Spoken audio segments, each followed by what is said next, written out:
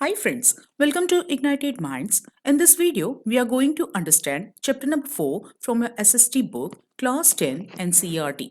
The name of the lesson is The Making of a Global World. And इस video में हम rinderpest के बारे में समझने वाले हैं. So, let's begin the topic.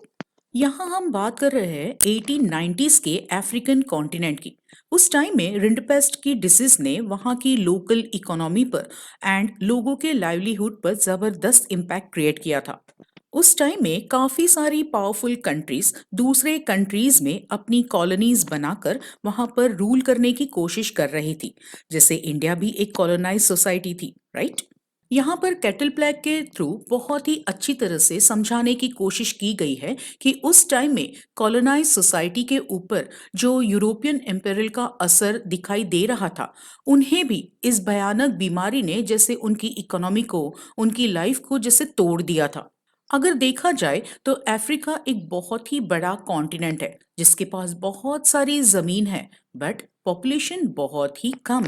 काफी सेंचुरी से अफ्रीका के लोगों को पैसों के लिए काम करने की जरूरत ही नहीं थी, क्योंकि एक तो बहुत सारी जमीन, सो एग्रीकल्चर काफी अच्छे से चल रहा था. एंड सेकेंड थिंग, एग्रीकल्चर के लिए यूज होने वाले एनिमल्स भी उनके पास थे. सो इतनी सारी लैंड एंड लाइवस्टॉक की वजह से African people rarely work for wages. Extra कमाने की जरूरत ही नहीं पड़ती थी. जितना कमाते थे उसी में वे लोग खुश रहते थे. So nobody like to work for wages for few consumer goods. Now इसी टाइम पीरियड में Europeans were attracted to Africa. क्यों? उसके vast resources of land and minerals की वजह से.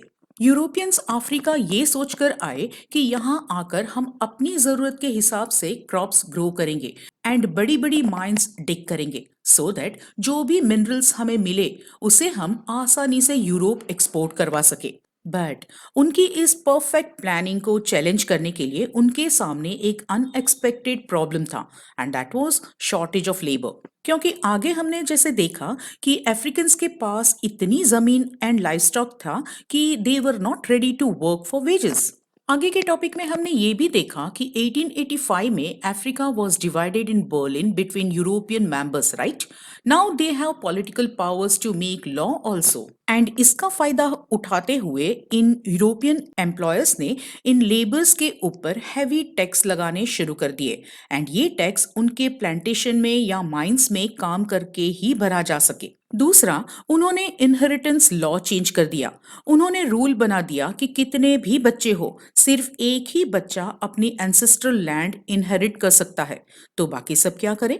घर तो चलाना था. सो अदर चिल्ड्रन वो पुश्ड इनटू लेबर मार्केट. जो माइंस में काम करने वाले लेबर्स थे, उनके लिए भी ये रिस्ट्रिक्शंस लगा दिए गए कि उस कन्फाइंड एरिया के बाहर नहीं जा सकते. They were not allowed to move freely.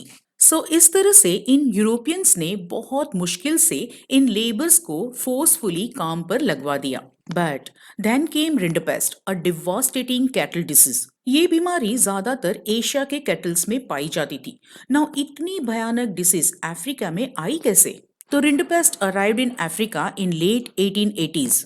Now European powers के बीच में कॉलोनियल पावर के लिए कंपटीशन चल रहा था, राइट? हर कंट्री चाहती थी कि वे अपना एरिया ज्यादा कवर करे और दूसरे से पावरफुल बने.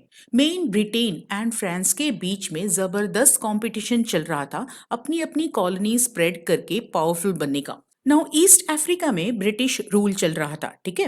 एंड वहीं पे एरिट्रिया के बाजू में इथोपिया भी था. Now there was a fight going on to conquer Ethiopia between Britain and France. Eritrea में इटालियन सोल्जर्स ऑलरेडी पहुंच चुके थे एंड वे इथोपिया की तरफ आगे बढ़ना चाहते थे.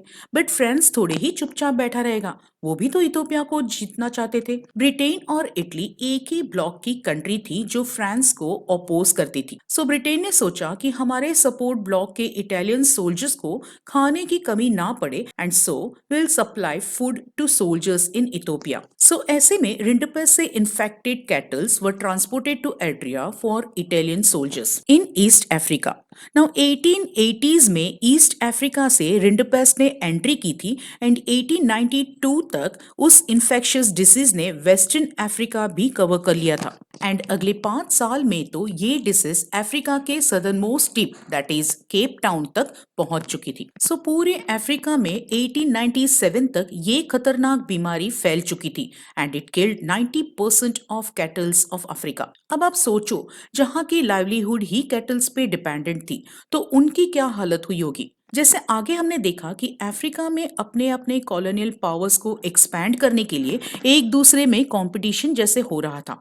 तो इस कॉलोनियल पावर के चक्कर में उन लोगों ने पूरे के पूरे अफ्रीकन कॉन्टिनेंट की लाइवलीहुड को, उसकी इकोनॉमी को जैसे खत्म ही कर दिया। पहले तो वो लेबर्स काम करना नहीं चाहते थे because they were satisfied with what they were earning. But अब जब उनका कमाने का मेन जरिया दैट इज केटल्स ही नहीं रहे, तो they were force to do labour work in plantation and mines, क्योंकि अब इन लेबर्स के पास कमाने का कोई ऑल्टरनेटिव ही नहीं बचा था। तो इस तरह से जो यूरोपियन कॉलोनाइजर्स थे, उनके लिए ये रिंडरपेस्ट बीमारी एक जबरदस्त फायदेमंद डिसीज साबित हुई, जबकि इस बीमारी से अफ्रीकन नेटिव्स को बहुत नुकसान हुआ। With this, we have come to an end of this topic. For more videos, like, share, and subscribe my channel, Ignited Minds.